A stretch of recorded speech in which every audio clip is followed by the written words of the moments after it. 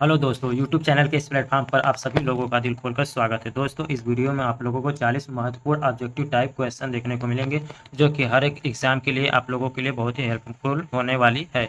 तो चलिए दोस्तों, बिना किसी देरी के हम लोग अपने पहले प्रश्न की तरफ बढ़ते हैं। और हमारा पहला प्रश्न है कि ओजोन परत किस मंडल में पाई जाती है। दोस्तों, आप लोगों को बताना है कि जो ओजोन परत पाई जाती है वो किस मंडल में पाई जाती है।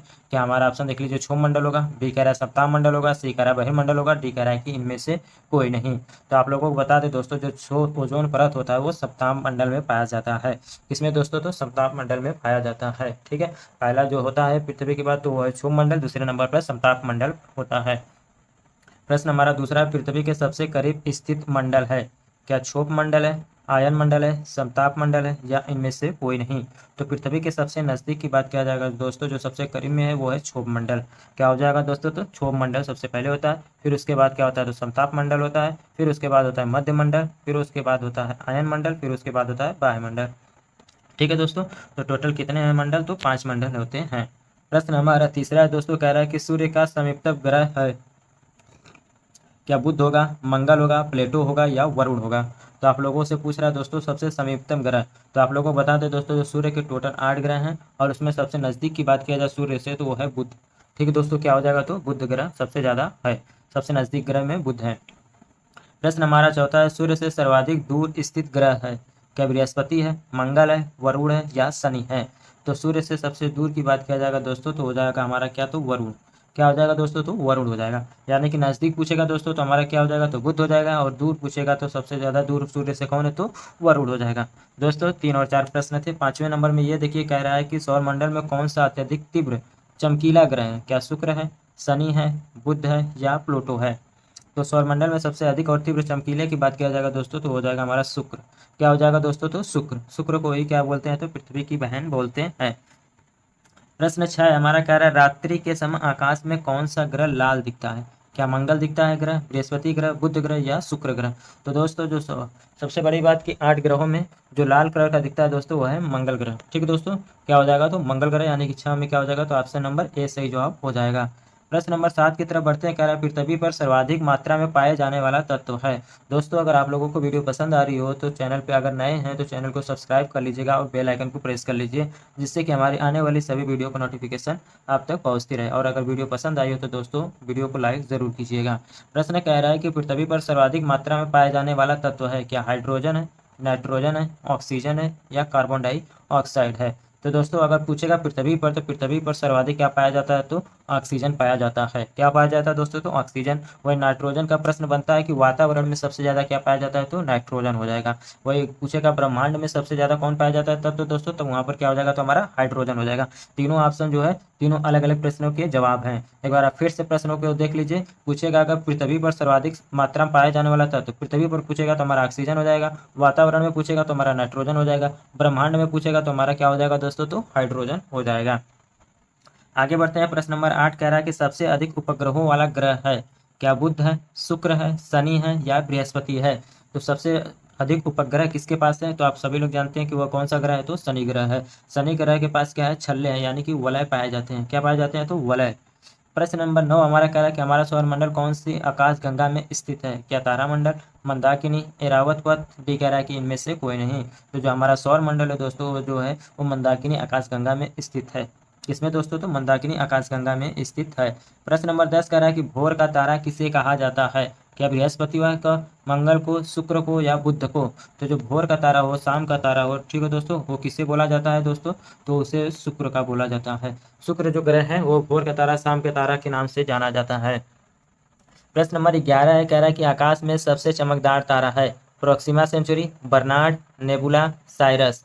तो सबसे चमकीला जो है तारा कौन है दोस्तों? तो साइरस हो जाएगा, यानी कि 11 का क्या हो जाएगा? तो ऑप्शन डी सही जवाब हो जाएगा। बृहस्पति का अध्ययन करने वाला उपग्रह है। सोयूज है, मैगलान है, या पाथफाइंडर है, या वाइजर फर्स्ट है। तो जो बृहस्पति का अध्ययन करने वाले हैं दोस्तों वो वाइजर फर्स्ट, यानी कि 12 का क्या करेंगे? तो हम लोग ऑप्शन नंबर डी करेंगे। टाइटन किस ग्रह का उपग्रह है। क्या मंगल का है, बृहस्पति का है, शनि का है, या यूरेनस का है।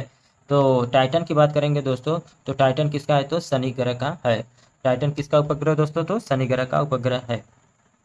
प्रश्न 14 कह रहा है बिना उपग्रहों वाला ग्रह है। क्या बुध, शुक्र, दोनों डी कह रहा है कि इनमें से कोई नहीं। तो आप लोगों को बता दें दोस्तों, 8 ग्रहों में से बुध और शुक्र ऐसे ग्रह हैं दोस्तों जिनके पास कोई भी उपग्रह नहीं है। तो हम कह सकते हैं कि जो सी हमारा ऑप्शन हो जाएगा, ये सही जवाब हो जाएगा दोनों। पृथ्वी का एकमात्र उपग्रह है। ठीक है दोस्तों, प्रश्न क्या कह रहा है कि पूछ रहा है कि पृथ्वी का एकमात्र उपग्रह कौन सा है। जिसके ऑप्शन देख लीजिए दोस्तों, क्या क्या है। क्या चंद्रमा होगा, बुध होगा, बृहस्पति होगा या मंगल होगा। तो आप लोगों को बता दें दोस्तों, जो है बुध, बृहस्पति, मंगल, इन सब तो क्या है, ग्रह ही हैं। और वही रह गया जो चंद्रमा शब्द। ठीक है दोस्तों, यह क्या हो जाएगा, तो पृथ्वी का उपग्रह हो जाएगा। अंतरिक्ष में तारामंडलों की कुल संख्या है 89, 74, 60 या 55।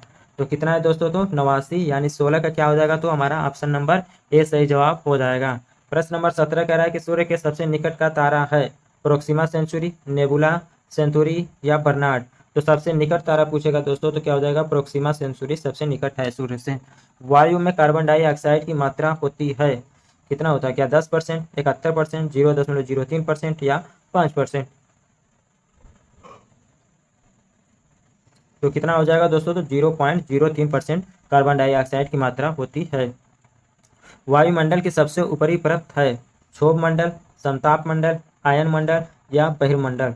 तो सबसे बाहरी क्या हो जाएगा दोस्तों, तो सबसे ऊपरी को ही सबसे बाहरी यानी कि बहिर्मंडल इसका जवाब हो जाएगा। प्रश्न हमारा 20 कह रहा है कि चंद्रमा के प्रकाश को पृथ्वी पर आने में लगा समय। चंद्रमा के प्रकाश को, यहाँ पर सूर्य के प्रकाश का नहीं पूछा जा रहा है। तो क्या हो जाएगा, क्या 8 मिनट होगा, 1.3 सेकेंड होगा, 5 सेकेंड या 8.3 मिनट। तो क्या हो जाएगा दोस्तों, 1.3 सेकेंड में जो चंद्रमा से प्रकाश है वो पृथ्वी पर आने में समय लगता है। वही अगर सूर्य से पूछा जाएगा तो सूर्य से पृथ्वी पर आने में जो समय लगता है वो 500 सेकेंड यानी 8 मिनट 16-17 सेकेंड के करीब लगता है। सेकेंड में बात किया जाएगा तो 500 मिनट। चंद्रमा द्वारा पृथ्वी की परिक्रमा में लगा समय है 20 दिन, 27.3 दिन, 18 दिन, 25 घंटा। तो कितना लग दोस्तों, तो चंद्रमा द्वारा पृथ्वी का जो है वो 27.3 दिन लगता है। मौसमी घटनाएं किस मंडल में घटती हैं, क्षोभ मंडल, आयन मंडल, समताप मंडल या ओजोन मंडल। तो मौसमी घटनाएं किस में होती हैं दोस्तों, तो क्षोभ मंडल में ही होता है। ओजोन मंडल यानी कि जो समताप मंडल होता है इसमें कोई भी घटनाएं मौसमी घटनाएं नहीं होती हैं। और यही कारण है कि जो वायुयान है वो समताप मंडल में ही उड़ती हैं। ठीक है, पूछ रहा है प्रश्न नंबर 23 की वायु है क्या ठोस है, द्रव है, गैसों का मिश्रण है। डी कह रहा है कि इनमें से कोई नहीं। तो क्या हो जाएगा दोस्तों, जो वायु है, जो हवा है, वो क्या है, तो गैसों का मिश्रण है। यानी कि 23 का क्या करेंगे, तो हम लोग ऑप्शन नंबर सी सही जवाब करेंगे। ब्रह्मांड में सर्वाधिक मात्रा में पाया जाने वाला तत्व है नाइट्रोजन, ऑक्सीजन, क्लोरीन, हाइड्रोजन। तो ब्रह्मांड में सर्वाधिक मात्रा में पाया जाने वाला तत्व कौन है दोस्तों, तो हाइड्रोजन हो जाएगा। ऑक्सीजन का हमने बताया था पृथ्वी पर सबसे ज़्यादा पाया जाने वाला तत्व है। नाइट्रोजन का हमने बताया था कि वातावरण में सबसे ज़्यादा पाया जाने वाला तत्व है। पराबैंगनी किरणों से रक्षा करती है nitrogen gas, oxygen gas, ozone gas, hydrogen gas. तो कौन सा गैस हो जाएगा दोस्तों, तो हमारा ऑप्शन नंबर सी सही जवाब हो जाएगा, ओजोन गैस। यानी कि 25 में हम लोग ऑप्शन नंबर सी को सही करेंगे।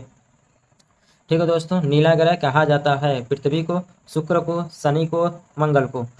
तो नीला ग्रह किसे बोला जाता है दोस्तों, तो पृथ्वी को बोला जाता है। यानी 26 का क्या हो जाएगा, तो हमारा ऑप्शन नंबर ए सही जवाब हो जाएगा।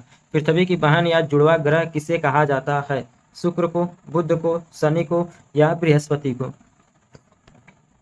तो पृथ्वी की बहन या जुड़वा ग्रह किसे कहा जाता है, तो शुक्र को कहा जाता है। यानी कि 27 का क्या हो जाएगा, तो हमारा ऑप्शन नंबर ए सही जवाब हो जाएगा।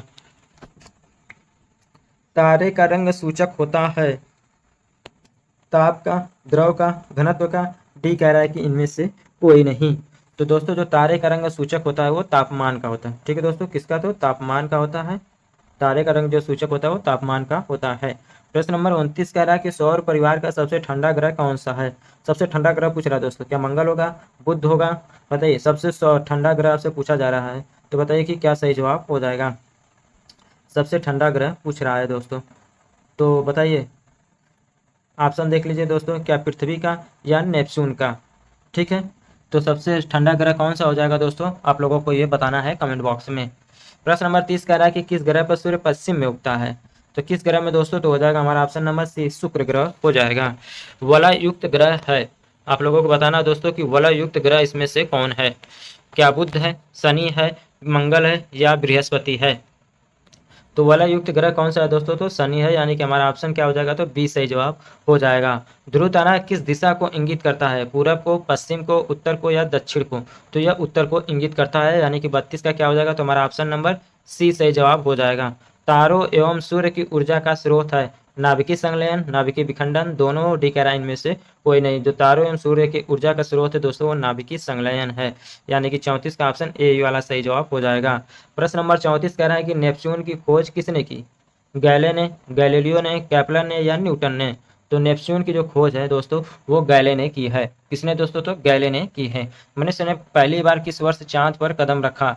क्या 1963 में, 1965 में, 1969 में या 1972 में? तो क्या हो जाएगा दोस्तों? तो 1969 ईस्वी में चांद पर पहली बार मानव के द्वारा कदम रखा गया था।